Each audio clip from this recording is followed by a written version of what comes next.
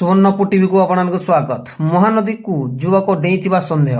सुवर्णपुर जिला महानदी पोल उपर को अजणा बाइक उद्धार। गतकाली रात्रि सोनपुर पुलिस पेट्रोलिंग करथिबा समय महानदी पोल उपर एक TVS Apache bike OD 03H 3824 bike को रखा जाइतिबा देखिथिली।